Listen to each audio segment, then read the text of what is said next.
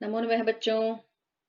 बच्चों कल हम इसमें 67 श्लोकों तक कर चुके थे। आज उससे आगे का आरंभ करेंगे और हम पढ़ रहे थे बच्चों के श्री राम के पराक्रमपूर्ण कार्यों से जो महाकपि हैं, जो वानराज हैं, जो वानरों में श्रेष्ठ हैं, कौन? सुग्रीव।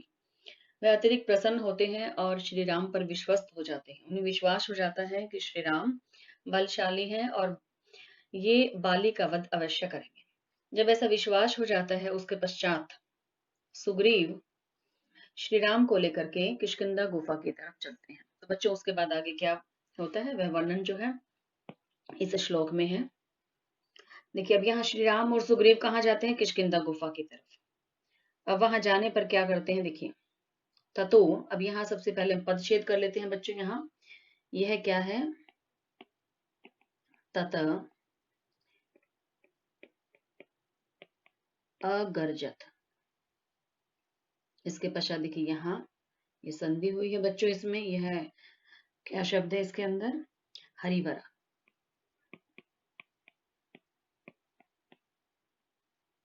सुग्रीवो हेम पिंगल तेन नादेन मेहता नीरजगाम हरीश्वरा। अब यह इसका पदच्छेद हो गया बच्चों। अब देखते हैं इसमें ततः इसके पश्चात। किसके पश्चात? जब श्री राम सहित जो है सुग्रीव कहाँ जा रहे हैं? किष्किंधा गुफा की ओर। अब वो गुफा की तरफ जो वहां चले गए हैं तो वहां उनके पश्चात ततः तदंतर इसके बाद अगर्जत गर्जना की।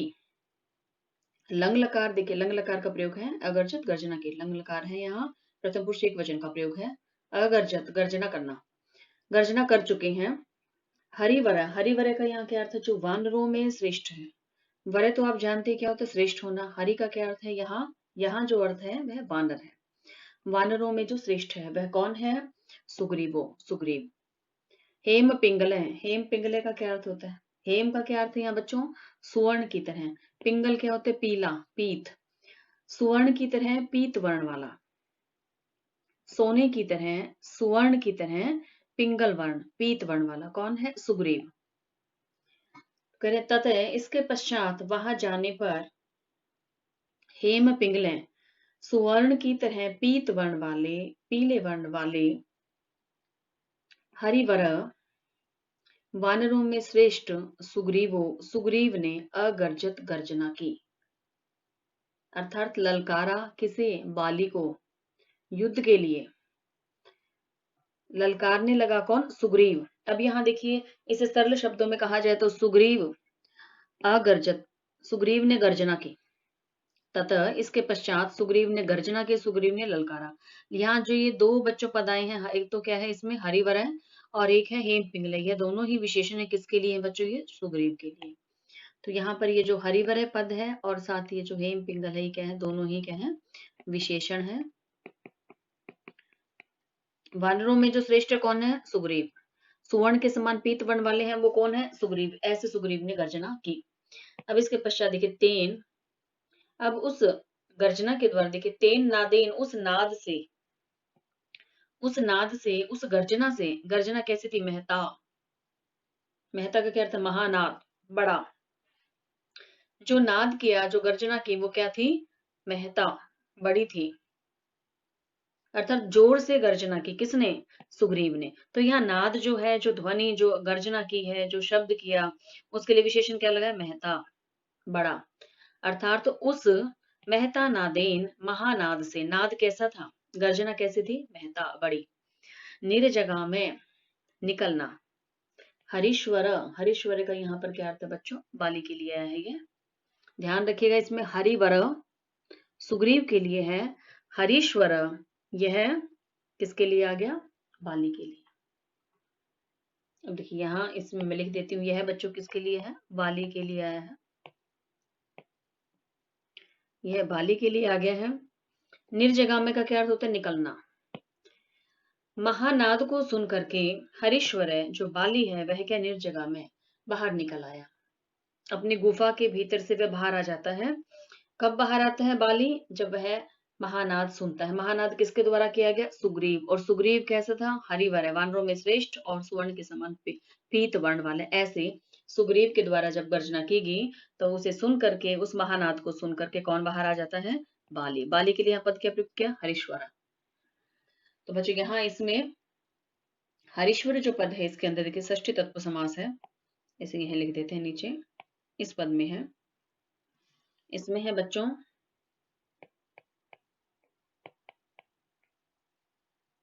हरि नाम ईश्वर।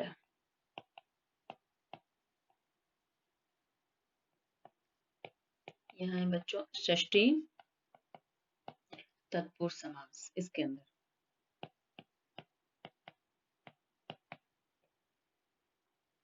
इसी प्रकार से बच्चों आप देखिए, यह जो पद है इसमें हेम पिंगला,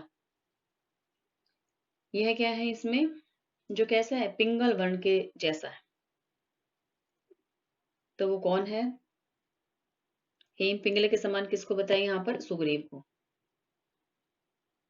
तो यहाँ क्या है बच्चों, इसमें पूर्व पद हेम है और उसके बाद उत्तर पद पिंगला है।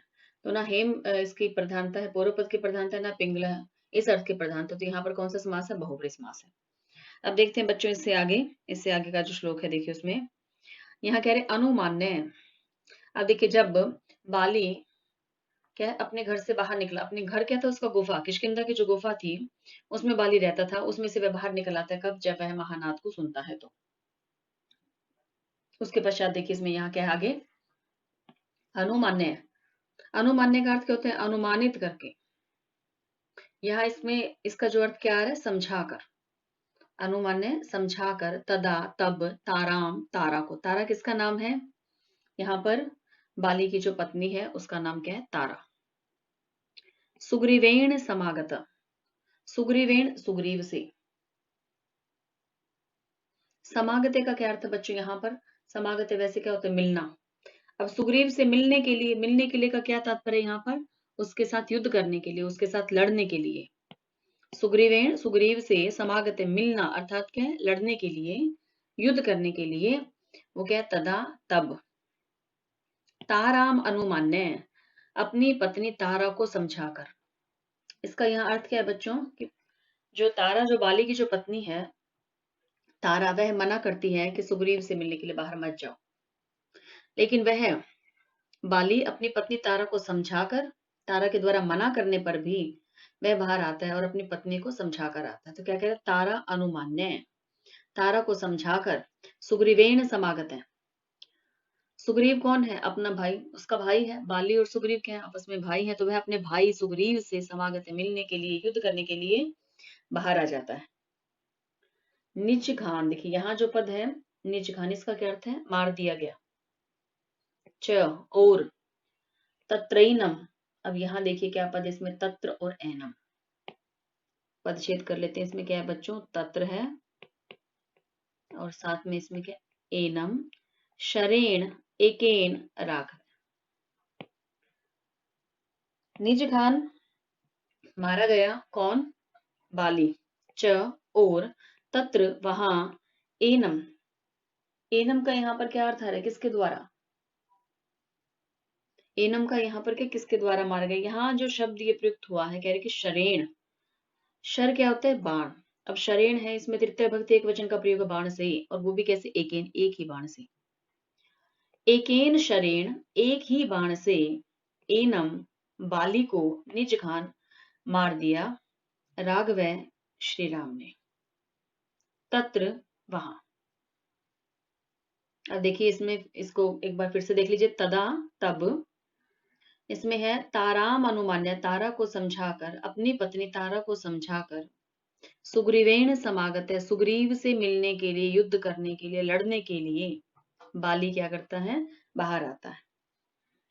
और वहां राघव श्री राम के द्वारा एकेन शरेण, एक ही बाण से, एनम, बाली, निज घान मार दिया जाता है। श्री राम एक ही बाण चलाते हैं और उससे क्या है? बाली का वध हो जाता है। तो बच्चों यहाँ ये देखिए यह जो पद आ रहा है इसमें शरेण, शरेण क्या है? इसमें तृतीय भक्ति है और इसमें एक वचन का प्रयोग है बच्चों। इसी प्रकार से इस पद में भी बच्चों एकेन में भी तृतीय भक्ति है। सुग्रीवेण में भी बच्चों देखिए, इसमें भी तृतीय विभक्ति का प्रयोग है सुग्रीवेण में। और यहाँ यह जो पद है समागत है, इसमें क्या है बच्चों, सम आगे उपसर्ग लगा हुआ है, सम जमा क्या है ये आगत है, यह अर्थ है इसका। और यहाँ राघव है जो किसके लिए आया है, श्री राम के लिए। अब देखते हैं इसके बाद आगे अगले श्लोक में, यहाँ पहले इसका पदच्छेद कर लेते हैं बच्चों हम। यह क्या है, ततः, ततः सुग्रीव वचनात्, यहाँ क्या है ये सुग्रीव वचनात्। उसके बाद आगे देखिए आप, यहाँ क्या कह रहे हैं, हत्वा, यह पद है हत्वा वालिनम आहवे, यहाँ ये पद है बच्चों वालिनम आहवे। उसके बाद आप देखिए इसमें है सुग्रीवम एव, यहाँ पद आ रहा है, ये इसमें क्या है बच्चों, यह सुग्रीवम है और इसके बाद है एव तद राज्य। देखिए यहाँ ये शब्द एक ही साथ है, तदा राज्य लिखा हुआ, इसे हम अलग अलग करेंगे तो क्या है, यह देखिए यहाँ ये रह, ये इसके साथ है बच्चों राज्य, तद राज्य राघव प्रत्यपादियत, राघव प्रत्यपादियत, इस तरह से है बच्चों ये। अब देखिए यहाँ इस श्लोक में बाली का वध हो चुका है श्री राम के एक ही बाण के द्वारा। उसके पश्चात देखिए मैं ततः, इसके पश्चात जब बाली का वध हो गया है, उसके बाद सुग्रीव वचनात्, सुग्रीव के कहने से ही, हत्वा, अब देखिए हत्वा क्या है अर्थ, मारकर, वालिनम वाली को, आहवे युद्ध में, युद्ध में, आहवे का क्या अर्थ है, युद्ध में, यह क्या है बच्चों, युद्ध में, युद्ध में बाली को मारकर। देखिए यहाँ त्वा प्रत्यय लगा है, भूतकालिक प्रत्यय का प्रयोग है यहाँ पर, तो क्या है मारकर। और यह किसके कहने से, क्या सुग्रीव वचना, सुग्रीव के कहने से, कि तब सुग्रीव के कहने से उस युद्ध में, आहवे में, वालिनम हत्वा, वाली को मारकर, सुग्रीवम एव, सुग्रीव को ही, तदा राज्य, राज्य पर, राघव श्री राम ने प्रत्यपादियत अर्थात स्थापित किया, बैठाया। अब यहाँ राघव ने, श्री राम ने क्या किया, सुग्रीव को किस पर बैठाया, किस पर कह रहे हैं यहाँ, राज्य पर। राज्य पर का क्या अर्थ है, राज्य सिंहासन, जो राज सिंहासन था उस पर स्थापित कर दिया, प्रत्यपादित स्थापित कर दिया, बैठा दिया, किसने, राघव ने, किसको, श्री सुग्रीव को। राघव में श्री राम ने सुग्रीव को, सुग्रीव कौन था, बाली का छोटा भाई। राज्य पर से क्या तात्पर्य, यहाँ राज्य सिंहासन जो है उस पर। तो देखिए सुग्रीव को ही, तदा तब, राज्य राज सिंहासन पर प्रत्यपादित स्थापित कर दिया, बैठा दिया, किसने, राघव श्री राम। तो बच्चों यहाँ इस श्लोक में आप देखिए, यह जो पद आ रहा है इसमें सुग्रीव वचनात्, यह है, इसमें क्या है, सुग्रीवस्य वचनम है बच्चों, यह इसको यहाँ लिख देते हैं इधर। इसमें क्या, सुग्रीव के कहने से, यह क्या है, सुग्रीव, सुग्रीव के कहने से, सुग्रीवस्य। यहाँ कौन से, फिर इसमें बच्चों कौन से हैं, षष्ठी तत्पुरुष समास है बच्चों इसमें, इस पद में सुग्रीव अस्य, साथ ही मैं नीचे लिख देती हूँ वचन, ये इसका विग्रह है। और ये समास कौन सा है, षष्ठी तत्पुरुष, षष्ठी तत्पुरुष समास है इसके अंदर। इसी प्रकार से आप यहाँ देखिए बच्चों, इसमें क्या है, तदा राज्य है लिखा हुआ जो पद, इसके अंदर क्या है, तस्य राज्यम, तस्य राज्यम। यहाँ क्या है बच्चों, इसमें षष्ठी तत्पुरुष समास है, इसमें षष्ठी तत्पुरुष समास का प्रयोग है बच्चों यहाँ। अब इसके बाद देखते हैं बच्चों, इससे आगे का जो श्लोक है, अब उसमें देखिए, अब यहाँ बाली का छोटा भाई जो सुग्रीव है, उसे राज सिंहासन पर स्थापित कर दिया जाता है, बैठा दिया जाता है, किसके द्वारा, श्री राम के द्वारा। किसको मारने के पश्चात, बाली को, बाली का वध करने के उपरांत सुग्रीव को राजा बनाया जाता है। अब इसके बाद देखिए यहाँ इसमें स च, अब यहाँ इसका परिच्छेद कर लेते हैं, स च सर्वान समानीय वानरान वानरिष्ट। देखिए यहाँ सर्वान क्या है, आधन है, इसमें अलग हो जाएगा तो क्या हो जाएगा, सर्वान हो गया पद। यहाँ समानीय है, वानरान है, वान ऋषभ है। इसके बाद आप आगे देखिए, यहाँ है दिश, प्रस्थाप्यामास,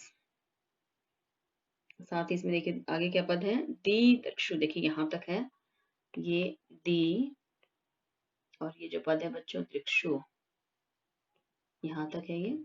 और फिर विसर्ग, इसके बाद है जनक आत्मजाम। जनक से क्या तात्पर्य, यहाँ जनक, राजा जनक की, आत्मजाम का क्या अर्थ है, पुत्री। यहाँ ये पद क्या है, आत्मजाम। पहले पद छेद कर लेते हैं, फिर इनका अर्थ करेंगे बच्चों। अब देखिए, स, वह, च और सर्वान, सर्वान वानरान, यानी कि सभी वानरों को, समानीय बुलाकर, समानीय क्या अर्थ है, आहूय बुलाना, सभी वानरों को बुला लिया, किसने, सुग्रीव ने। वानर ऋषभ है, यहाँ पर यह किसके लिए, वानरों में जो श्रेष्ठ है, कौन, सुग्रीव। तो बच्चों ये विशेषण है किसका, सुग्रीव के लिए आया है, जो वानरों में श्रेष्ठ है, ऐसा कौन है, सुग्रीव। अब सुग्रीव राजा बन गया। राजा जो सुग्रीव है उसने क्या किया, राजा बनने के बाद जब सुग्रीव राजा बना, उसके पश्चात उसने क्या कार्य किया, सर्वान वानरान समानीय, सभी वानरों को बुला लिया। अब किस लिए बुलाया सभी वानरों को सुग्रीव ने, देखिए दिश है, दिशाओं में, प्रस्थाप्यमास, प्रस्थापित कर देना, भेज देना, सभी दिशाओं में भेज दिया। किसे भेजा है, सभी वानरों को। किसने भेज दिया, सुग्रीव। सुग्रीव के लिए क्या विशेषण है, जो वानरों में श्रेष्ठ है, ऐसा सुग्रीव। उसने क्या किया, सभी दिशाओं में भेज दिए क्या, वानर, वानरों को, बंदरों को क्या है, सभी दिशाओं में भेज दिया। किस लिए भेजा, देखिए दीदृक्षु जनक आत्मजाम, जनक, राजा जनक के आत्मजाम मीन्स पुत्री, संतान, उनकी पुत्री अर्थात सीता जी को दीदृक्षु, खोजने की इच्छा से, देखने से। यहाँ देखिए दीदृक्षु में क्या, इक्षु क्या होता है, इच्छा, दीदृक्षु ये एक साथ है तो क्या, देखने की इच्छा, खोजने की इच्छा से, अर्थात सीता को खोजने के लिए उन्होंने सभी वानरों को दिशाओं में भेज दिया। ऐसा कार्य किसने किया, सुग्रीव ने, कि तुम जाओ और सीता माता का पता लगाओ। तो यह विशेषण प्रयुक्त हुआ है वानर ऋषभ किसके लिए, सुग्रीव के लिए। सभी दिशाओं में किसको भेजा, सरवार वानरान, सभी वानरों को। किस लिए भेजा, जनक की पुत्री सीता को ढूंढने के लिए।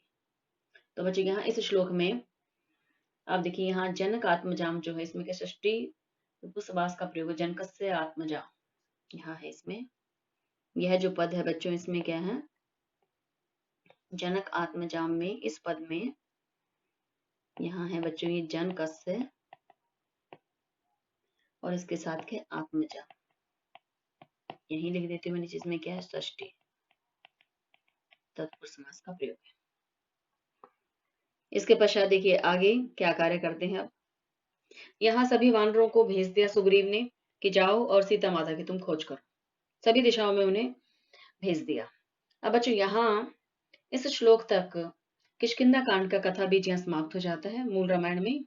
अब इससे आगे जो है सुंदर कांड का कथा बीज आरंभ होता है, यहाँ से सुंदर कांड का कथा बीज आरंभ हो रहा है बच्चों। अब इसमें देखिए, क्योंकि जो हम ये रामायण जो इसमें क्या सातों कांड है, सातों कांडों का संक्षेप में वर्णन किया हुआ है, पूरे रामायण को यहाँ संक्षेप में प्रस्तुत किया हुआ है।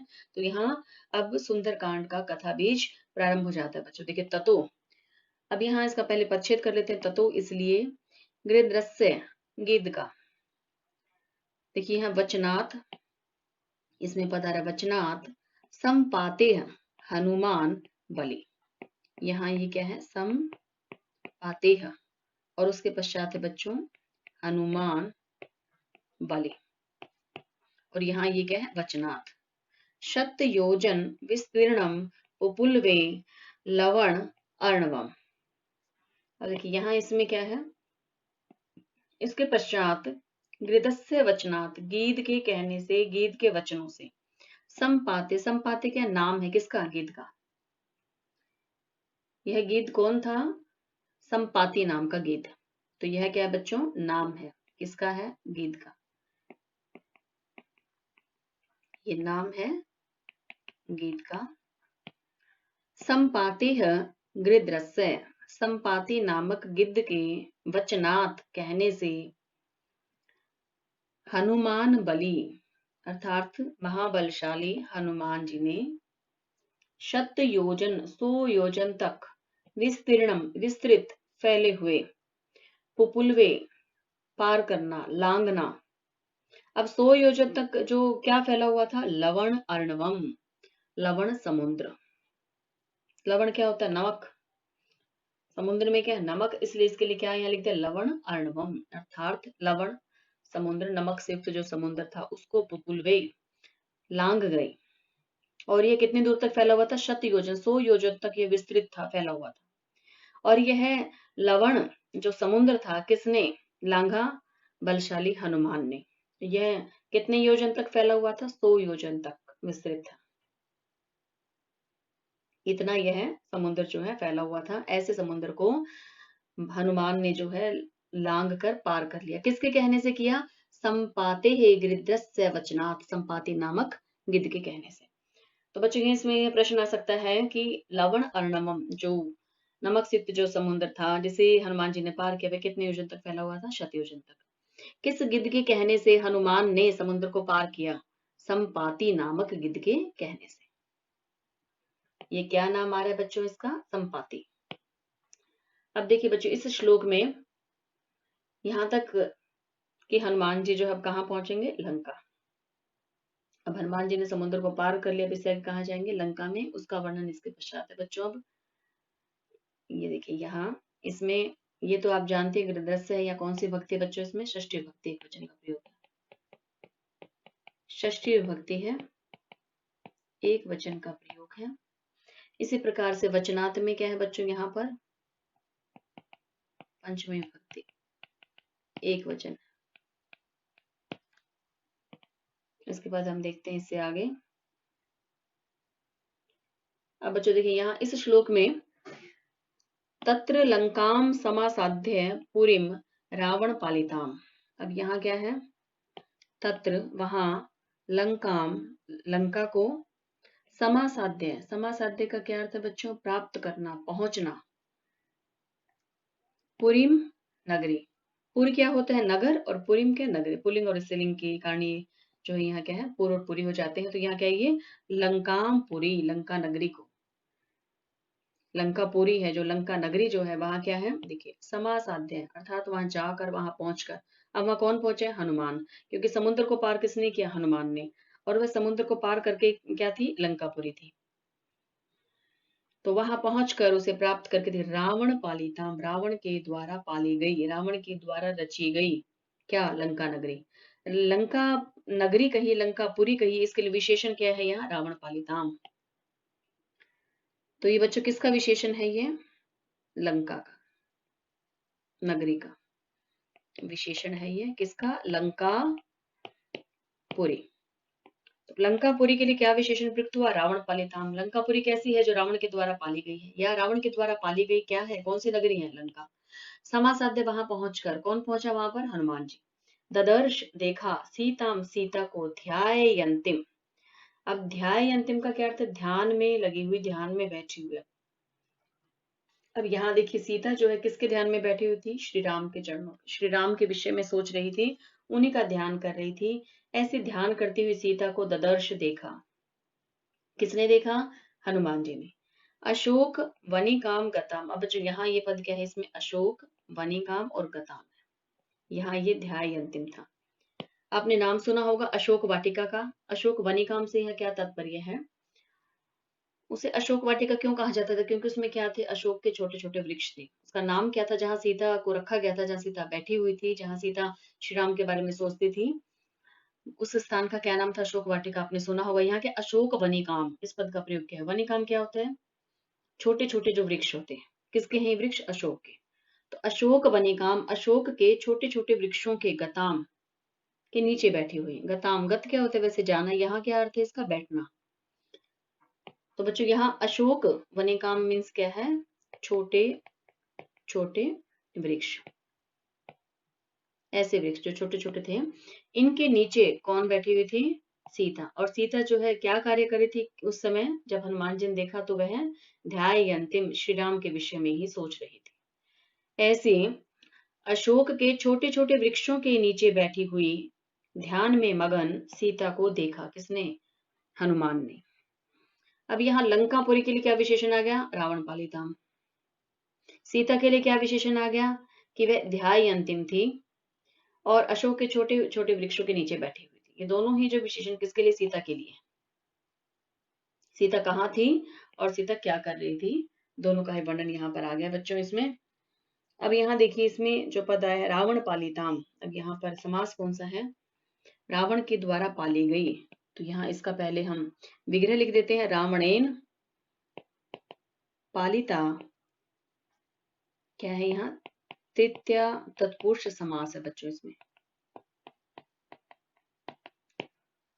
रावणेन पालिता, रावण के द्वारा पाली गई। क्या रावण के द्वारा क्या पाली गई थी? लंका नगरी। तो इससे आगे देखते हैं। अब यहाँ देखिए, अब इस श्लोक में बच्चों यहाँ हनुमान जी ने सीता को देखा, में जान चुके। इसके पश्चात आगे अब हनुमान जी अपनी पहचान कैसे बता रहे सीता को? क्या सीता उनकी बात पर विश्वास करेगी? क्योंकि बहुत से मायावी राक्षस जो है रावण पहले ही भेज चुका था। तो यहाँ विश्वास कैसे दिलाया हनुमान जी ने सीता को? देखिए यहाँ है अभिज्ञानम निवेदित्वा। निवेदित्वा का क्या अर्थ है? निवेदन करके, दे करके। अभिज्ञानम पहचान की वस्तु। अभिज्ञानम से यहाँ पर क्या तात्पर्य? मुद्रिका, अंगूठी। श्री राम की जो अंगूठी थी, जो हनुमान जी अपने साथ लेकर आए थे, उस अंगूठी को निवेदित्वा देकर, किसे? सीता को। हनुमान जी ने सबसे पहले क्या किया कि वह मुद्रिका, वह अंगूठी सीता जी को दी। परवृत्तिम च विनिविद्य च। अब इसके पश्चात देखिए क्या है? परवृत्तिम का क्या अर्थ है यहाँ? वृतांत। अब वृतांत सुना रहे हनुमान जी, किसके विषय में सुना रहे हैं? श्री राम के कुशल होने का जो समाचार है कि श्री राम कुशलता से पहले वह समाचार सुनाया। विनिविद्य का क्या अर्थ है? कहना, बताना। तो बच्चों यहाँ परवृत्तिम से क्या तात्पर्य है? वृतांत। विनिविद्य से क्या होता है? कहना या क्या है? बताना। अब यहाँ सबसे पहले हनुमान जी ने पहचान की वस्तु मुद्रिका दी, किसको? सीता जी को, निवेदित्वा देकर। और उसके पश्चात के क्या? प्रवृत्तिम विनिविद्य, जो वृतांत था श्री राम के कुशल होने का, सब कि वह कुशलता से है, यह विनिविद्य अर्थात कहा, बताया। समाश्वासाय, इसका क्या अर्थ देखिए यहाँ? अर्थात सम आश्वास्य। यहाँ ये पता अलग अलग करते। तो सम क्या इसमें उपसर्ग है बच्चों? आश्वास्य। यहाँ कौन सा उपसर्ग लगा हुआ है? सम। इसके साथ पद कौन सा है बच्चों? आश्वास्य। और आश्वास्य के अंदर कौन सी विभक्ति है? षष्ठी विभक्ति है इसमें, और एक वचन का प्रयोग है बच्चों। अब इसके पश्चात आप आगे देखिए, यहाँ पर क्या है?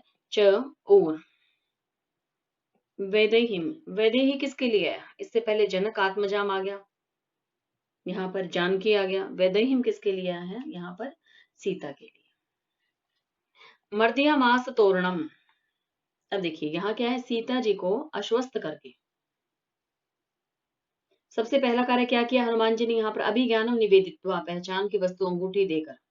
उसके पश्चात क्या किया? प्रवृत्तिम च विनिविद्य, और सारे वृत्तांत को, श्री राम की कुशलता के विषय में जो वृत्तांत था वो सारा उस कहने के पश्चात सम आश्वास्य च वैदेहीम, माता सीता को आश्वस्त करके कि श्री राम यहाँ आएंगे और आपको यहाँ से ले जाएंगे, आश्वासन दे रहे हैं। आश्वस्त करके मर्दिया मास तोरणम। तोरणम क्या होता है? दरवाजा। तोरण होता है बच्चों दरवाजा, द्वार। अब यह कौन सा द्वार था? अशोक वाटिका का जो बाहरी द्वार था वह। मर्दिया मास मीन्स मर्दन कर दिया, तोड़ दिया। किसने? हनुमान जी ने। मर्दिया मास तोड़ना, तोरणम द्वार। तो यहाँ क्या कर दिया हनुमान जी ने? द्वार को ही तोड़ दिया। कौन सा द्वार था? जो अशोक वाटिका का क्या है? जो बाहरी द्वार था उसे। अशोक वाटिका के तोरण को तोड़ दिया और सीता माता को आश्वस्त किया। साथ ही साथ जो है अपना परिचय भी बताया, और अपना परिचय देकर, अपने बारे में बताकर, और साथ ही श्री राम के द्वारा जो अंगूठी दी गई थी उसे देकर के, और श्री राम को कुशल कहा। अपना भी परिचय दिया हनुमान जी ने। अब इसके पश्चात आप आगे देखिए, यहाँ इससे आगे का जो श्लोक है देखिए, यह सब कार्य करने के पश्चात हनुमान जी ने क्या किया? द्वार तो तोड़ दिया, अशोक वाटिका का जो बाहरी द्वार था वह तोड़ दिया, मर्दन कर दिया। किसने? हनुमान जी ने। इसके पश्चात आप देखिए यहाँ क्या कह रहे हैं? पंच, पांच। अब यहाँ इसका पदच्छेद कर लेते हैं हम सबसे पहले। पंच हो गया, सेना अग्रगान हत्वा सप्त मंत्रे सुतानपि शूरम अक्षम। यहाँ शूर है और अक्षम है। च निशिपिष्य ग्रहणम सम उपाविशत। इसका हम इसको अलग अलग लिख लेते हैं बच्चों। पहले यहाँ क्या है देखिए, ये इसमें तो ये आसान है, यहाँ से देखिए आप अपने आप ये पदच्छेद हो रहा है। देखिए इसमें सप्त हो गया, मंत्री हो गया, सुतानपी हो गया, यहाँ हत्वा है और यहाँ तक ये सेना अग्रगान है और आरंभ में पंच दिया हुआ है। इसके बाद यहाँ देखिए यह जो पद है बच्चों, इसमें क्या है, शूरम। शूरम क्या होता है, वीर। इसके साथ क्या दिया हुआ है, अक्षम। यह नाम है बच्चों। इसके पश्चात आप देखिए क्या, निष्पिष्य है, ग्रहणम है और यहाँ क्या दिया हुआ है, सम उपाविशत। यह जो पद है, अब देखते हैं इसका क्या अर्थ है। पंच, पांच, सेना अग्रगान। सेना अग्रगान अर्थात सेना के आगे चलने वाले, कौन, सेनापति। सेना हो गया, अग्रगान होता है आगे चलने वाले, आगे गिने जाने वाले, कौन, सेनापति। तो 5 सेनापतियों को हत्वा मारकर।